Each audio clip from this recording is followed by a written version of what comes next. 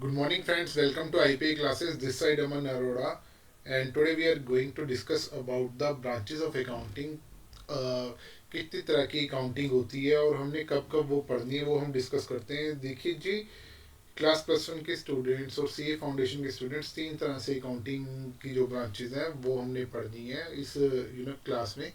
इसके अंदर क्या है, हमने ब्रांचेस ऑफ अकाउंटिंग में देखिए सबसे पहला पॉइंट क्या यहाँ पे लिखा हुआ है कि जो अकाउंटिंग है ये is a process of evaluation.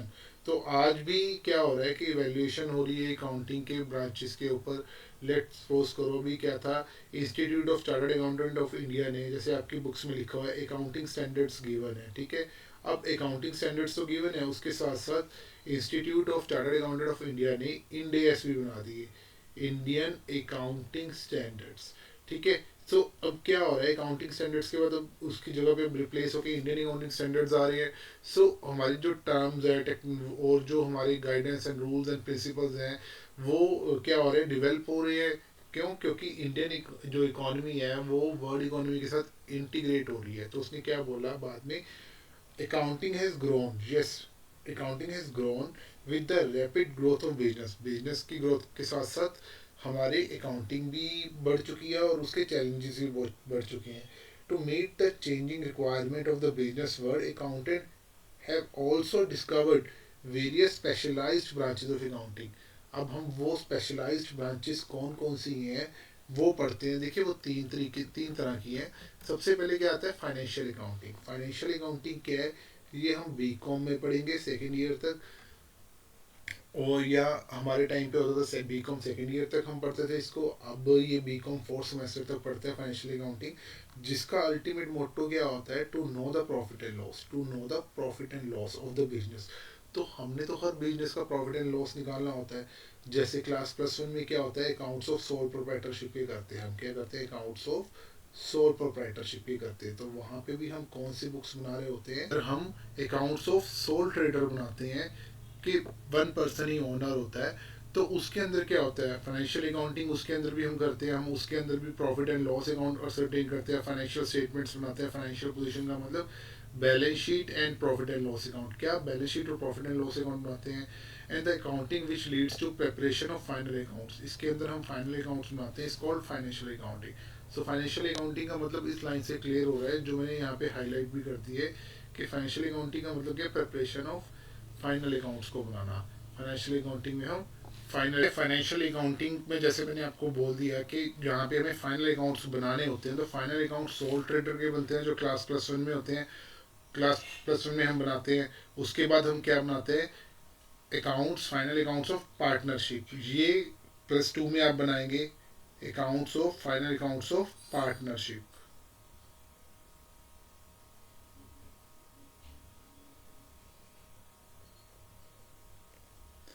और उसके बाद हमारे फाइनल अकाउंट्स ऑफ कंपनीज बनते हैं, ये बी कॉम में हमें सिखाए जाते हैं, final accounts of companies.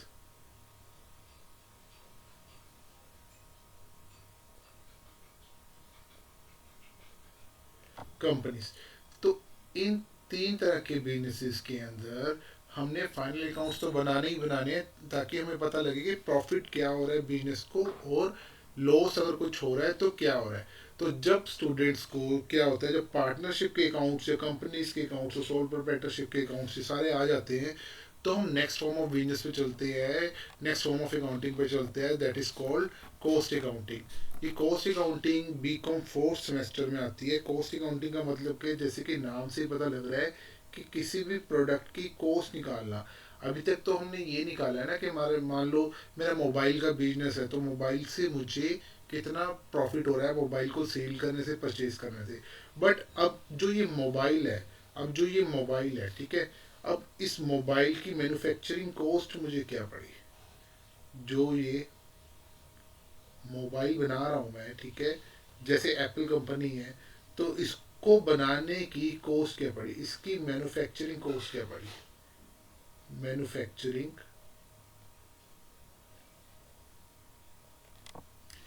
Cost क्या पड़ रही है मुझको, ठीक है। सो अभी तक तो हमने ये देखा कि मोबाइल की सेल और परचेज फाइनेंशियल अकाउंटिंग में क्या बनाते हैं, यहाँ पे मैं लिख रहा हूँ ऊपर फाइनेंशियल अकाउंटिंग का है, फाइनेंशियल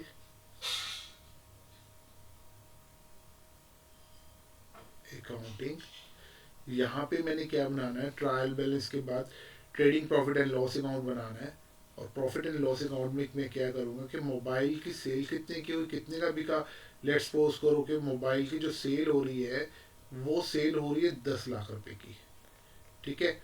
और उसकी मैन्युफैक्चरिंग कॉस्ट जो मुझे पड़ रही है, या जो उसको परचेज करने की मुझे कॉस्ट पड़ रही है, लेट्स सपोज करो परचेज करने की कॉस्ट मुझे पड़ी, लेट्स सपोज करो 7 लाख रुपए की। तो मुझे एक तरह से ग्रोस प्रॉफिट कितने का हो रहा है, लेट्स सपोज कर रहे हैं हम 3 लाख रुपए का प्रॉफिट हो रहा है। तो ये तो हम क्या बना रहे हैं, एक तरह से ये हमारा जीपी है, ग्रोस प्रॉफिट है। तो एक तरह से ये क्या हो गया, 10 लाख 10 लाख की मैंने टैली किया है। यहाँ पे थोड़ी स्पेस कम है तो मैं यहाँ पे सिर्फ जीपी तक लिख रहा हूँ। अदरवाइज नीचे यहाँ पे भी 10 लाख रुपए आ रहे थे, यहाँ पे भी 10 10 10 लाख रुपए आएंगे। तो देखिए अभी क्या हुआ कि ये तो हमने फाइनेंशियल अकाउंटिंग में सीखना है कि प्रॉफिट या लॉस कैसे आएगा। पर अब इसकी मैन्युफैक्चरिंग कॉस्ट क्या है वो मुझे पता करनी हो। तो इसके अंदर हम क्या देखते हैं कि कॉस्ट असरटेनमेंट, हमने यहाँ पे क्या करना है, कॉस्ट को असरटेन करना है, ठीक है। और उसके बाद क्या है, कॉस्ट कोई डायरेक्ट कॉस्ट है, इनडायरेक्ट कॉस्ट है, वो देखनी है। उसको एलोकेट करना है, वो किस टाइम पीरियड का खर्चा है, किस बैच के ऊपर लग रहा है, ठीक है। और उसके बाद हमने कॉस्ट ऑफ प्रोडक्शन को निकालना है। और ये सब चीज़ें कॉस्ट अकाउंटिंग में सीखेंगे या फोर्थ सेमेस्टर में सीखेंगे। और सीए इंटर में देखिए सीखेंगे जो सीए के स्टूडेंट्स हैं या सीए फाउंडेशन के स्टूडेंट्स हैं। और उसके बाद हमारी वेस्टेज को हमने मिनिमाइज करना है। कॉस्ट इस तरह से हम कैलकुलेट करें ताकि हमारी कॉस्ट भी मिनिमाइज हो सके। तो ये सब कुछ कॉस्ट अकाउंटिंग में आएगा। कॉस्ट अकाउंटिंग का मतलब क्या है, where we ascertain the cost of the product, where we ascertain the product कि प्रोडक्ट की कॉस्ट कितनी है। अगर हमारा फर्नीचर का बिजनेस है तो फर्नीचर की कॉस्ट क्या पड़ी। तो आइए उसके बाद क्या है, लास्ट जो है, जो आप फिफ्थ सेमेस्टर में बीकॉम के या सिक्स सेमेस्टर में पढ़ेंगे, और सीए के स्टूडेंट्स जो सीए इंटर में पढ़ेंगे, फाइनेंशियल मैनेजमेंट भी इसको कहा जाता है सीए के स्टूडेंट्स के लिए। तो ये मैनेजमेंट अकाउंटिंग होती है। क्या होती है, एक मैनेजमेंट अकाउंटिंग होती है। मैनेजमेंट अकाउंटिंग का जैसे नाम से ही पता लग रहा है, मैनेजमेंट का मतलब क्या है कि हमें डिसीजन लेना है। क्या लेना है, हमें डिसीजन लेना है। मशीन, दो मशीन है, machine A and machine B. तो दोनों मशीन्स के की कॉस्ट सेम है।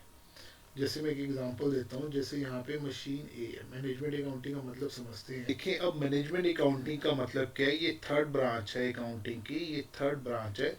इसके अंदर क्या है कि ये आपको बी कॉम फिफ्थ सेमेस्टर में या सिक्स सेमेस्टर में लगता है कि अकाउंटिंग, जब स्टूडेंट्स को फाइनेंशियल प्रॉफिट्स निकालने आ जाते हैं, कॉस्ट असरटेन करने आ जाती है प्रोडक्ट की, तो नेक्स्ट पॉइंट क्या रह जाता है कि आपने एज अ मैनेजमेंट में जाना है और मैनेजमेंट में डिसीजंस लेने हैं। तो मैनेजमेंट अकाउंटिंग का मतलब क्या, डिसीजन मेकिंग से रिलेटेड है। तो जैसे कि मैं आपको एक एग्जांपल दे रहा हूँ कि किस तरह से डिसीजन लेना है। जैसे कि आपने दो मशीन है, मशीन वन, मशीन ए और मशीन बी। दोनों की कॉस्ट सेम है, 10 लाख रुपीज़ की, और लाइफ भी सेम है, 5 ईयर्स 5 ईयर्स। और बट यहाँ पे क्या है, जब जो मशीन ए है ये जो प्रोडक्ट बनाती है उससे हमें कॉस्ट पड़ती है 5 रुपीज़, और जो मशीन बी बनाती है उससे हमें प्रोडक्ट की कॉस्ट पड़ती है 10 रुपये। तो आपने डिसीजन लेना है कि भाई मुझे कौन सी मशीन परचेज करनी है, मशीन ए या मशीन बी। यहाँ पे देखा जाए तो सब स्टूडेंट्स कहेंगे कि ये बेस्ट है, क्या, मशीन ए बेस्ट है। बट इसको जो चलाने का खर्चा है, इसको चलाने का खर्चा है ₹50 पर आवर, और इसको चलाने का खर्चा है ₹10 पर आवर, ठीक है, पर आवर। सो अब अगर आप कॉस्टिंग टर्म में देख रहे हैं प्रोडक्ट मेकिंग कॉस्ट के अंदर कि भाई जैसे इसको पर आवर चलाने का खर्चा तो बहुत ज़्यादा आ रहा है, 50 आ रहा है, और इसको चलाने का पर आवर रनिंग कॉस्ट जो इसकी है, इसकी 10 रुपीज़ है। तो हमें एक पूरा एनालाइज करना पड़ेगा कि ये मशीन ए 1 आवर में कितने प्रोडक्ट बना रही है, मशीन बी 1 आवर में कितने प्रोडक्ट बनाती है, और उसके बेसिस पे हमें इनकी कॉस्ट असरटेन करनी पड़ेगी, और तब हम डिसीजन लेंगे। तो ये सब चीज़ें यहाँ पर कैपिटल बजटिंग होती है, उसके अंदर सीखोगे, और उसके बेस के ऊपर हम डिसीजन ले सकते हैं। उन्होंने आगे भी क्या बताया है, it is the presentation of accounting and statistical data. ये स्टैटिस्टिकल डाटा का मतलब क्या हुआ वो जो मशीनरीज हैं वो प्रोडक्ट कितने बना रही है 1 आवर में या एक दिन की शिफ्ट में, और उसके ऊपर उस मशीन को चलाने के लिए क्या कॉस्ट पड़ रही है हमको। तो ये अकाउंटिंग और एक स्टैटिस्टिकल डाटा में आ जाता है to the management for the purpose of policy formation, और उसके बेस पर हम क्या करते हैं, अपनी पॉलिसी बनाते हैं कि हमने कौन सा प्रोडक्ट बनाना है, और उसके अकॉर्डिंग हम प्लान करते हैं अपने बैच, और उन सब चीज़ों को कंट्रोल भी करते हैं। तो ये सब मैनेजमेंट अकाउंटिंग का मतलब है, जहाँ पे we take decision, and in while whenever we are taking the decision, many parameters we need to take into consideration, like the running cost, like the output per hour or per day, so and the life and the cost of the machinery. So which machinery is suitable for us, this is totally depend upon the this, ये सब किस चीज़ के ऊपर depend है कि हमें manufacturing cost क्या पड़ रही है पर प्रोडक्ट के अकॉर्डिंग। और उसने उसके बाद क्या लिखा है, apart from above there are government accounting, इसके अलावा भी इन तीन अकाउंटिंग के अलावा गवर्नमेंट की अकाउंटिंग होती है, जो गवर्नमेंट जो डिपार्टमेंट्स होते हैं वहाँ पे होती है। टैक्स अकाउंटिंग होती है जहाँ पे हम इनकम टैक्स कैलकुलेट करते हैं। ह्यूमन रिसोर्स अकाउंटिंग होती है, ये बड़ा ही इंपॉर्टेंट कंसेप्ट है। ह्यूमन रिसोर्स अकाउंटिंग, देखिए ह्यूमन रिसोर्स का मतलब क्या है, जो हमारे पास एम्प्लॉयज़ होते हैं वो सबसे हमारे पास अच्छे से अच्छी टेक्नोलॉजी है, अच्छे से अच्छे हमारे पास रॉ मटेरियल है, इक्विपमेंट है, लेकिन अगर हमारे एम्प्लॉयज़ ही काम नहीं करेंगे तो उनकी वैल्यू हमारे जो है जो एसेट्स या हमने गुड्स वगैरह परचेज की हुई हैं सेल करने के लिए, उनकी वैल्यू ज़ीरो हो जाएगी। क्यों? क्योंकि हम अगर हमारे एम्प्लॉयज़ अच्छे से काम नहीं कर रहे हैं। तो ह्यूमन रिसोर्स अकाउंटिंग में हम ये सब कैलकुलेट करते हैं। तो ये कुछ मॉडर्न कंसेप्ट हैं वो, और इन्फ्लेशन अकाउंटिंग। बट बेसिकली आपको अभी तीन अकाउंटिंग याद रखनी है, कॉस्ट अकाउंटिंग, मैनेजमेंट अकाउंटिंग और एक फाइनेंशियल अकाउंटिंग। जिसके अंदर सबसे पहले क्या है, जो फाइनेंशियल अकाउंटिंग है वो आप class +1 +2 B.Com second year, first semester, second semester up to fourth semester तक पढ़ते हो फाइनेंशियल अकाउंटिंग। ठीक है, उसके बाद क्या आती है, कॉस्ट अकाउंटिंग आती है, और उसके बाद क्या आती है, एक तरह से मैनेजमेंट अकाउंटिंग आती है। तो ये क्या है, हमारी फाइनेंशियल अकाउंटिंग है। ये क्या एक तरह से हमारी कॉस्ट अकाउंटिंग रखी हुई है, और ये एक तरह से हम कह सकते हैं मैनेजमेंट अकाउंटिंग है, जिसमें हम डिसीजन मेकिंग करते हैं। आई होप आपको तीनों ब्रांचेस ऑफ अकाउंट्स क्लियर हो गया होगा। और उसके बाद क्या है, यूज़र ऑफ अकाउंटिंग इंफॉर्मेशन। अब यूज़र ऑफ अकाउंटिंग इंफॉर्मेशन मैंने पहले भी बता दिया, इंटरनल यूज़र और एक्सटर्नल यूज़र, दो तरह के यूज़र होते हैं। और वो अगर आपको नहीं पता है तो आप मेरी प्रीवियस क्लासेस में जाके भी देख सकते हो। इंफॉर्मेशन ऑफ बिजनेस क्या होती है, इज़ प्रोवाइडेड बाय अकाउंटिंग या अकाउंटेंट, अकाउंटेंट प्रोवाइड करता है। Accounting is the language of the business, ये बहुत अच्छी बात है, क्योंकि बिजनेस में प्रॉफिट हो रहा है या लॉस हो रहा है वो अकाउंटिंग ही तो बताती है। Various parties are interested to collect the information. हाँ, डिफरेंट डिफरेंट पार्टीज क्या करती हैं, उनको पता होना चाहिए वो कि वो जिस बिजनेस में पैसा लगा रहे हैं तो उसमें प्रॉफिट हो रहा है या लॉस हो रहा है। वेरियस पार्टीज का मतलब यहाँ पे क्या है, जैसे ऑनर हो गया, कौन सा मैं एक एग्जांपल दे रहा हूँ, इंटरनल यूजर में ऑनर्स हो गए, क्रेडिटर्स हो गए, ठीक है, और कौन सा हो सकते हैं, गवर्नमेंट हो गई। ये जस्ट कुछ एग्जांपल है, और अगर आपने इसकी डिटेल इंफॉर्मेशन लेनी है तो मेरी प्रीवियस क्लासेस में देख सकते हैं। और उससे हमें जो इंफॉर्मेशन मिलती है वो किस चीज़ की इंफॉर्मेशन मिलती है, प्रॉफिटेबिलिटी, बिजनेस का प्रॉफिट क्या है, और उसके एसेट्स और लाइबिलिटी क्या है। तो ये यूजर्स ऑफ अकाउंटिंग इंफॉर्मेशन होते हैं। तो ये आई होप आपको ये क्लास अच्छी लगी होगी। Thanks friends, thanks.